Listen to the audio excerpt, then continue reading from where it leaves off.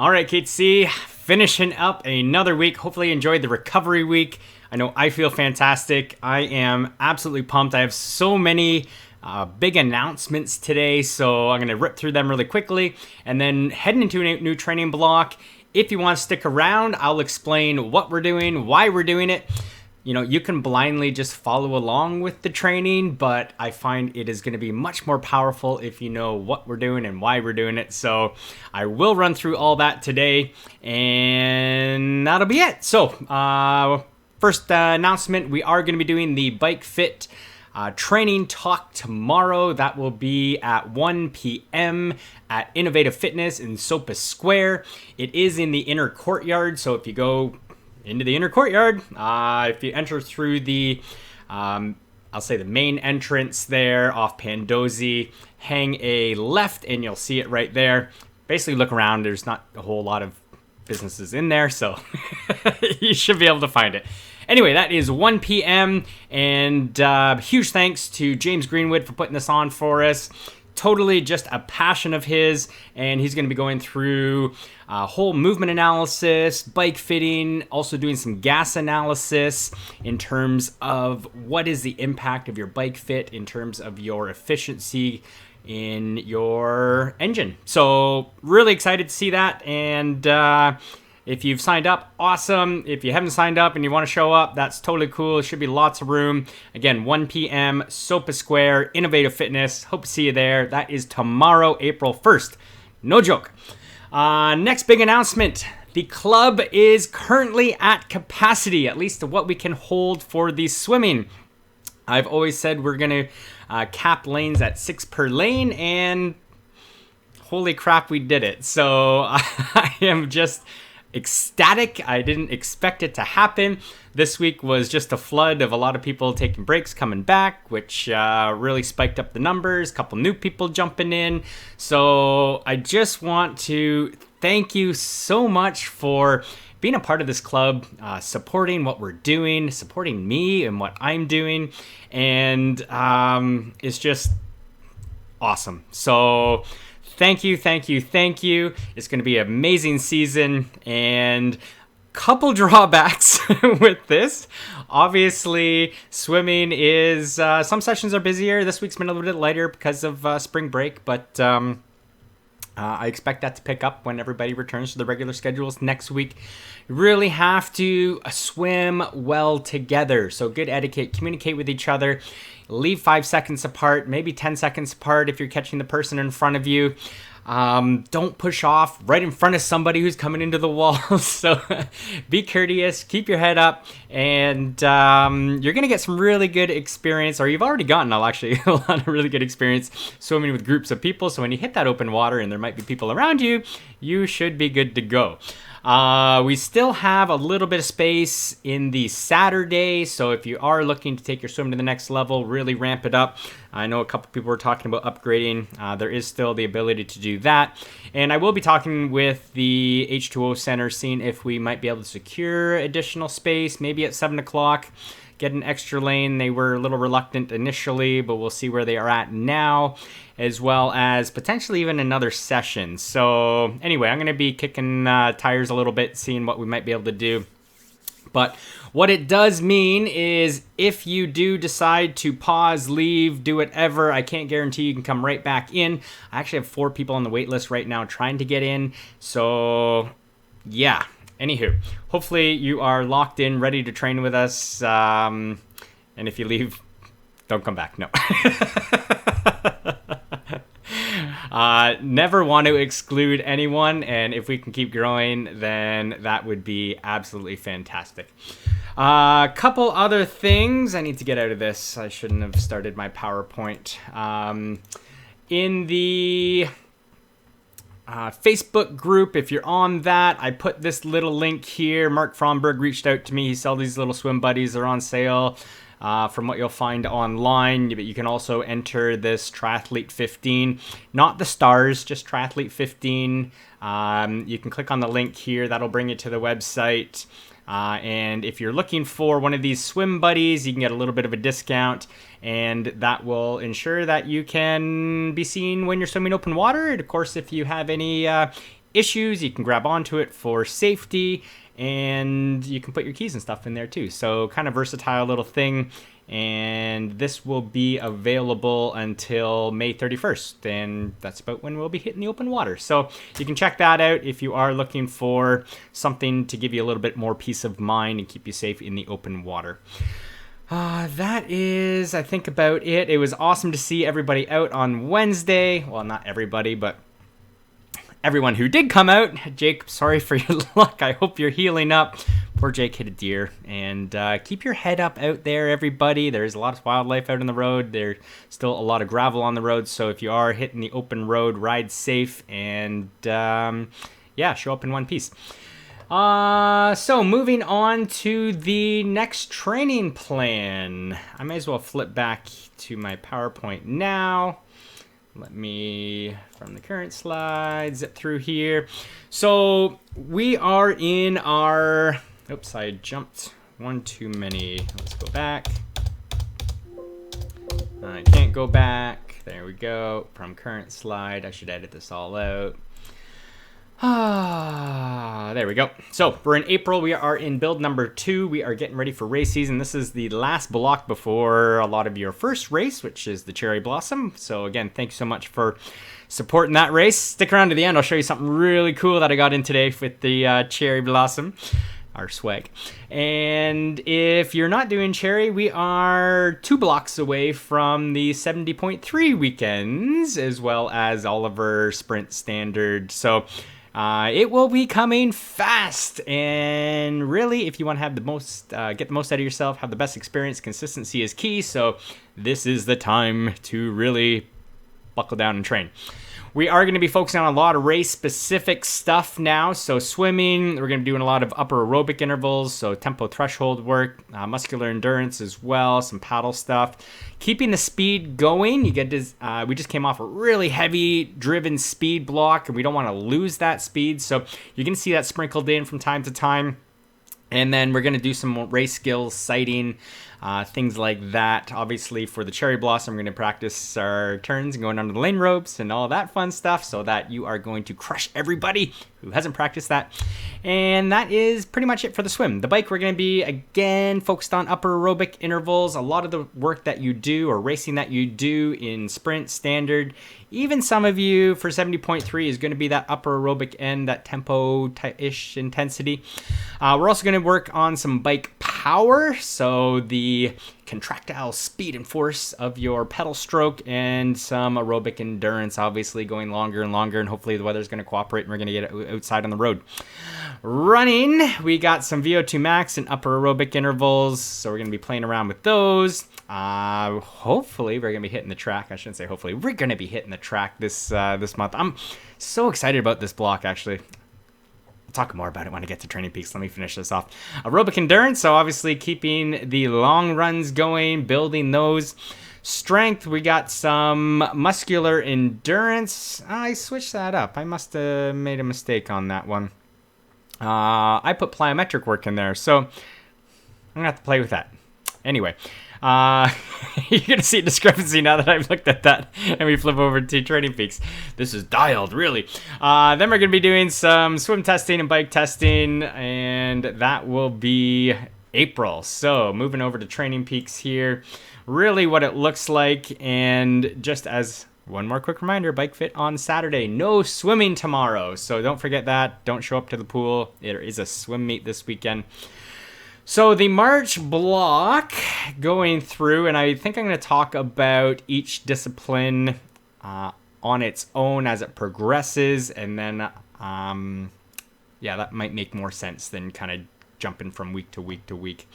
So we'll start with swim. As mentioned, we're going to be doing upper aerobic intervals, but we're going to keep some speed in there. So you're going to see a lot of 50s, 25s, 50s of speed, followed or coupled with the high aerobic, longer sets, some 400s, etc. So you're going to see those on the Tuesdays as we progress through this. These sets on Tuesday will build on themselves, so there is a progression each Tuesday, and Tuesday tends to be the harder swim. Thursday, we're going to be doing muscular endurance, some swim skill stuff. So we're going to be doing a little fartlek set here. Fartlek is just speed play, so random changes of speed. We're also going to be able to work sighting, looking up and seeing where you're going. I'll be doing my good old flutterboard tricks. Some of you have done that workout before. It's a really fun one, and it'll really keep some of the speed change, longer distance swimming a little more interesting. So we're going to hit that. Then we're going to hit some muscular endurance. So you're going to see a whole bunch of paddle and fin work on that Thursday. And then going back to fartlek, a little bit different. I'm going to switch it up a bit. And yeah, that'll be it. As we get to the end, this will be the recovery week. So we are going to do some more drill work, really tune up the freestyle stroke on that Thursday. Easy swim out, kind of what we did this week in the recovery on the Tuesday. So that'll be the Tuesday, Thursdays. Saturday, we are going to finish off our little pops of speed. We're going to be jumping up to 1,000 repeats. Repeats of 1,000s. Where we go fast every 4th 25. And then we're going to work a little bit more into swim pacing. So get you really tuned up for the cherry blossom, how to pace it best. We will be doing some 700 practices where we're doing a little bit of speed change or even pace work. And we're also going to be doing some Aussie exit work, going through the serpentine swim, getting used to getting out of the pool. One phenomenon that you're going to experience when you go from a horizontal position to vertical, the blood drains out of your head and you tend to feel dizzy, which is not a good thing when you have to go run down concrete stairs and jump on your bike, at least for the cherry. It's not a good thing anytime when you have to go run to your bike and jump on and start riding. You want to have your head and your wits about you. So practicing that, you can actually train your body to get used to changing positions so you don't have that dizziness, vertigo, etc., moving from horizontal to vertical positions. So we're going to do some of that work. We got a little big muscular endurance set, so we're going to do lots of pull work on this one. Rob, that one's for you. And then we are going to work some speed again on the recovery week. Make sure that you keep that top end nice and high, or keep building that top end. So that's what's coming up for the swim. Moving on, we'll talk about, let's go bike. We'll go swim, bike, run. We'll go in that order. So VO2 max and threshold is going to be the focus. Wednesday, the weather does not look very good next week, so I have made this a Zwift indoor ride where we're basically going to be working at sub-threshold and then pushing up to VO2 max. You can almost consider this a cherry blossom swamp sim, so riding hard and then hitting that hill and pushing the gas a little higher to climb the hill before we recover, and then turning the gas back on again. So that'll be a nice variation. Then we are going to be getting into more riding outdoors. Hopefully, again, the weather cooperates. So this is all weather dependent, but the plan will be to go outdoors. I would like to do a little bit of tutorial talking about some bike maintenance, riding with a group, gearing, braking, cornering, not falling over at stop signs, etc. Maybe I should add not hitting deer in there. Too soon, Jake? Oh, I'm sorry. And then we'll do some laps of the cherry blossom course and just play around with a little bit of speed on that. The next week, we're going to do some transition work. So we'll do a little bit of a transition clinic. I'm going to show you how to set up your transition area, things you might want to do, how to lay it out, little tips and tricks. We'll practice getting on and off the bike. I won't have you doing any flying mounts or anything. But we're going to bring the bike racks out for that one, and we're going to do a little bike to run brick workout. So that one is always a staple to kick off the season and really get the legs used to running off the bike. And then we're going to do the same thing on the next weekend, another brick workout, because we can't do too many of those in terms of, again, just getting the legs ready to run off the bike. I have removed the ride on Friday at the moment, so you don't see those, but The weekends are still going long, whether those are indoors or outdoors. Again, it'll be all weather dependent. I have a couple of options in terms of intensity changes, over geared work. Really good still to work some of the slower RPM, continue to build that muscular strength and endurance. So that's what we got on the schedule for the bike. The run, I am super excited about. I probably put the most work in on those, revamping those track workouts, building them in so that you can hopefully use your watch a little more effectively. We'll see. When in doubt, I'll be leading these. So if you're down at the track, awesome. We'll be starting at 6 a.m. at the Apple Bowl. If you're doing them on your own, hopefully you can accomplish them on your own as well. But we will be kicking it off. Again, the weather does not look good next week. I do still plan on being indoors on the treadmill for this unless things change dramatically. But we're going to hit another 5K, 10K, or if you want to bump it up to a half marathon, test it out. Only if you've been running these types of distances, so I would imagine very few people will be. That will be an option. Again, this will be a good opportunity to see where your threshold is, reset your zones if need be, and away we go again. Fridays, you're going to see tempo Fridays. I wish Friday started with a T and it would sound way better. If we ran on Thursday or Tuesday, that would be more fitting, but hey. So lots of work on these days. Hey baby, one sec. All right, back at it. So these tempos are going to be gold. This is working just below lactate threshold, so that you can get the most amount of running training stress in for the amount of time. So these are bang for your buck workouts, and you're going to see them every Friday as we build. And this is really what I built my running season on last year, and it paid dividends big time. So that's what you'll see on the Friday. And then of course the weekends, we're going long endurance. Sometimes it'll be hilly, sometimes it'll be flat, sometimes there'll be a little bit of speed change in there. So that's actually the order we're going to go through. So very similar to what you saw in the last block on the Sundays, but we're just going a little bit longer. And I'm going to talk about modifying all this in a second, so just hang tight on that one. And then, as I already mentioned, I kind of screwed up a little bit here and put in some plyometric work. So things you can do at the gym, you could also do these at home depending on what you have. And hopefully, I'm going to stick with plyometric. I'd rather do that. We just came off muscular endurance. So this should work some of the explosiveness, extend your stride length, increase your power on the bike, and really give you some springiness in your step. So that's the purpose of those. Now these tend to be a little higher impact. Be careful if you have any niggles, injuries, excessive amount of fatigue. Be very, very careful. These do progress from week to week in terms of the number of repetitions. If you're happy holding at a particular number, then just stay there and keep going. For the recovery week, we don't have any of it. So that is what is coming up.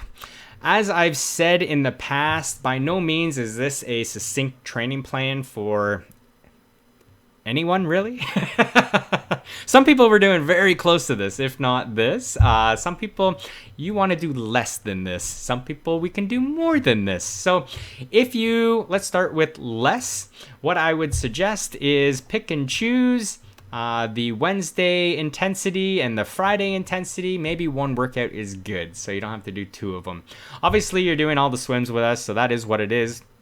If you're throwing in more swims in the week, you can always throw in a nice easy swim. It doesn't have to be long, intense, anything like that.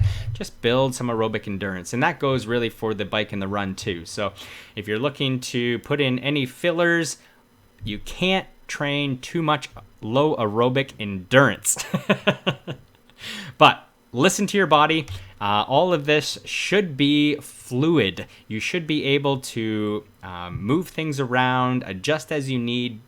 Trust me, I do not stick to this 100%. I try to do the best that I can, but there are times where I'm not feeling good, or I get sick, or something comes up and I get busy and I got to move things and juggle things around.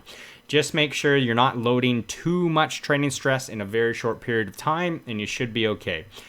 Last thing, when in doubt, listen to the body. It will tell you what you should be doing and not be doing. Listen to it. Better to go in slightly undertrained and injury-free than overtrained or have some sort of injury niggle. You won't perform as well, I guarantee it. So that is what is going to lead us up to the recovery week. And then the following week we do have the cherry. I haven't put the race prep week in there. That's going to be a blended week. So some of you aren't racing. We're going to be back on. Some of you will be racing. And you can see I've added some different options already here on the weekend before, but I'll get on that block pretty shortly as well. And then again, one more block until Victoria Oliver weekend, which I know a lot of people are doing those. And man, we're into race season. So super excited. Last thing about races, I know I've gone long here, 20 minutes. Actually, that's not too bad. Just got these in today. Are you ready for it? The cherry, you're the first to see these, by the way. The Cherry Blossom socks this year. Yeah, that's right. Those are over the calf, all the way up. Beautiful compression. Those are a lot of cherries. So these will keep you nice and warm in the winter. They are going to great on airplanes, keep the blood flow circulating. How much can I sell socks? I'm just pretty stoked about them. Anyway, they are in, and if you are doing the Cherry Blossom, you are going to get a set of these bad boys. So super excited about that. Anyway, more stuff on the cherry. Oh, the price goes up tonight, so if you are going to do it, save $10 and do it now. I mean, I appreciate your donation, but yeah. And thank you to everyone who has reached out and said, I'd love to volunteer and help out for the race. It means the world, and volunteerism is looking really good already. So thank you to everybody who has reached out and done that. It's, again, really appreciated. So that is about it for my announcements, the next block, everything else. Until next time, I look forward to seeing you tomorrow at the Bike Fitting Talk. That's it. Take care. Bye-bye.